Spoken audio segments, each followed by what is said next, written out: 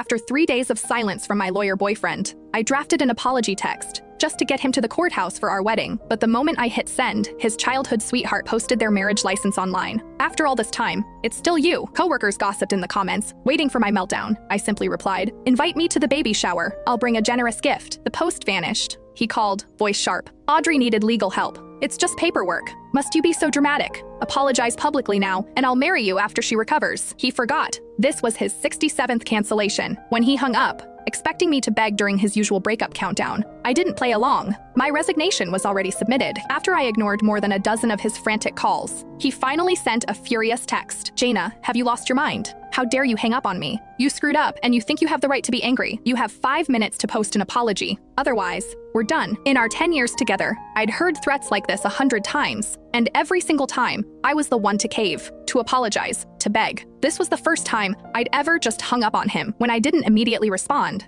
Dylan started his signature social media countdown. He had a rule. 3 days of silent treatment meant we were broken up by default. My devotion had made him arrogant, and he wielded this rule like a weapon, using the public pressure of the countdown to break me every time we fought. For 10 years, it had worked perfectly. I would always crack just before the timer ran out. But this time was different. I was tired. I was done being his fool. Shortly after Dylan's post, his childhood sweetheart, Audrey, posted one of her own, making sure to tag me. It was just a little joke with Dylan. I didn't mean for it to go public. I had no idea Jenna would react so strongly. Now, I'm almost afraid to talk to her in case I accidentally set her off again. Dylan, who rarely ever touched his social media, was the first to like it. That's her problem, Audrey. Don't blame yourself. And why set it to friends only? If you want to post something, post it for the world to see. It was obvious who her was. Our mutual friends, all dependent on Dylan for business, quickly chimed in with their support. Jaina is so petty, Audrey. Don't let someone like that get you down. No wonder Dylan won't marry her. I wouldn't marry a woman that insecure either. I let out a bitter laugh. He would bend over backward to defend Audrey, to shield her from the slightest discomfort. But me, his girlfriend of 10 years,